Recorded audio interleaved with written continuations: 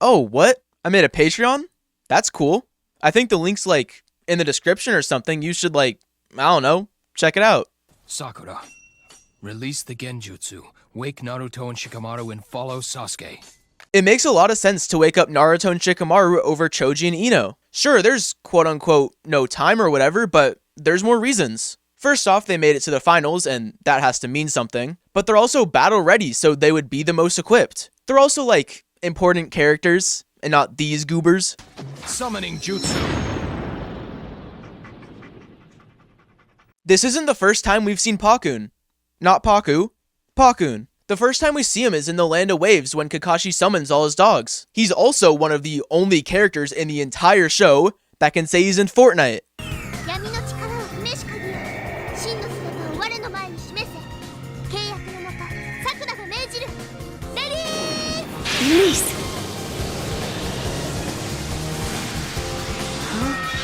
Wakey wakey. Dumbass. Get down! I'll fill you in later. Just stay down. Kunai continuity. Kunai continuity. Kunai continuity. It looks really close to Shikamaru's leg in this shot, but it looks really far away in this shot. You released Genjutsu too, you f***er! Why were you pretending to be asleep this whole time? I couldn't care less about Sasuke. Shikamaru actually shares this sentiment in the Sasuke retrieval arc, but it also shows a mini character arc that he undergoes during their mission. Very cool. Also, on a side note, Shikamaru is an absolute dick for this, and that's the point. In the moment here, he's kind of unlikable, which makes what he does later on seem a lot bigger than it actually is on a surface level. So fast. Not just fast, powerful. Guy never gets glazed, so he said fuck it, and did it himself. Also, if you want perspective on how strong Guy is, he pushed him and made this big of a hole. That's kind of insane. First, track down Sasuke and stop him. Then find a safe location and await further orders.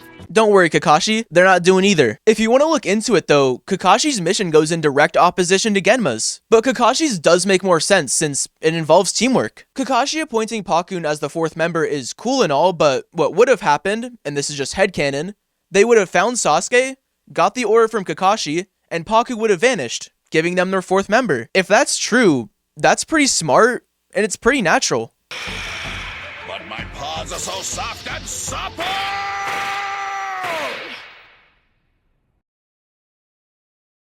Will you shut the hell up? Are they gonna be okay by themselves? Yes, they'll be fine. Pakun will protect them. Okay, how sick would it have been to see Pakun fight? I can see it now. Mangekyo Sharingan, Chidori, everything, bro. He'd be cracked. Oh, hey, Shino. You heard the whole thing? You're gonna follow them now? Is this expanding on the side story to add depth? No way. It would be a big bother if someone came in here and got in your way, wouldn't it? You want to see a really subtle way to show someone is strong? You just saw it. We know Orochimaru is strong. Really strong. Big muscles. So when Hiruzen hears this and simply just laughs at it, it subtly shows a little bit of confidence and a lack of worry, which in turn tells us he's strong. Ninja art, tail shuriken! This is too easy. It's cool that Hiruzen's first jutsu used is a shuriken technique. He made Shadow Shuriken Jutsu, so it's only natural he starts out with another shuriken-like jutsu. Also, if you think about it, Hiruzen's really like the shuriken of Hokage. Take that one how you will.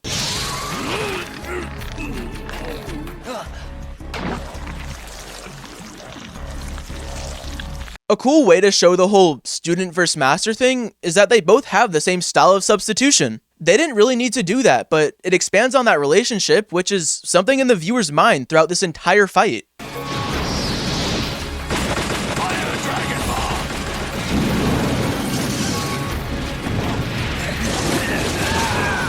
Thank God the fight ended early, right? Would have really sucked if it lasted I don't know, 10 episodes? Wait, that last part doesn't look good now. Cut that out, cut that out. It's already in the video? God damn. Something weird is going on. All the teachers left the students to study by themselves. And then there's that smoke. Konohamaru suspects foul play? Put him in S tier. Why is this good continuity? In the introduction to Udon, he says he loves algebra. which is math. And here, we see him doing math problems in his spare time. Like, who came up with that? Mom just bought this for me.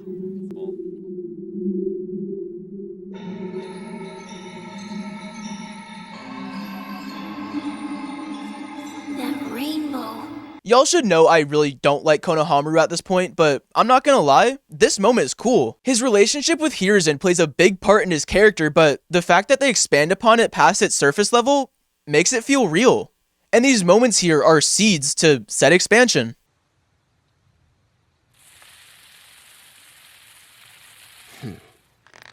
This weirdly and probably unintentionally compares young Sasuke to young Itachi. If you remember the whole Itachi backstory, there's a moment where he does a tracking exercise with Shisui. And I mean, yeah, that moment and this one kind of pair up. It weirdly shows that young Itachi was a lot stronger, since Itachi was younger than current Sasuke in that flashback. Is it not crazy that Hiruzen is just always ready? I imagine it's not like all the time, and he probably just got ready just in case of an attack, but still.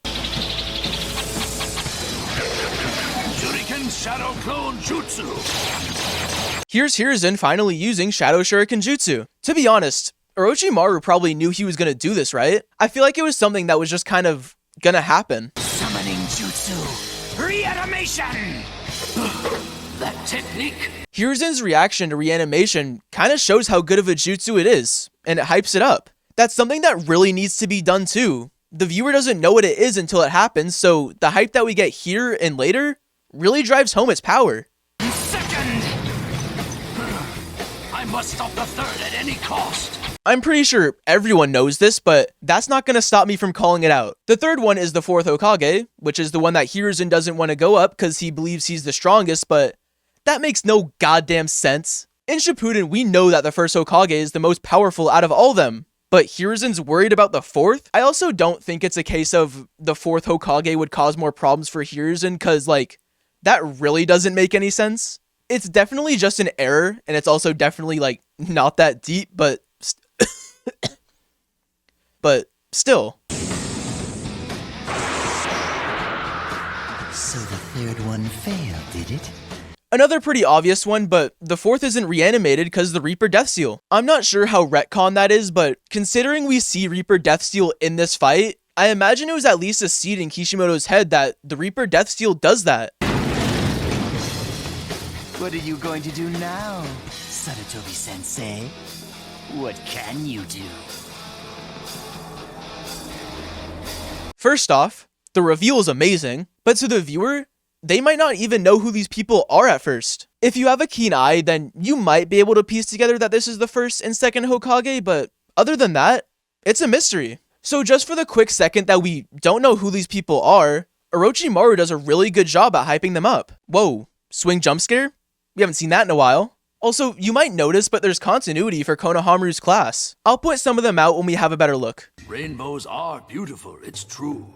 But they were once used to symbolize snakes, and it's said that they foretell the arrival of evil. This is actually a real thing in Hinduism, which is one of the religions Naruto has grabbed inspiration from.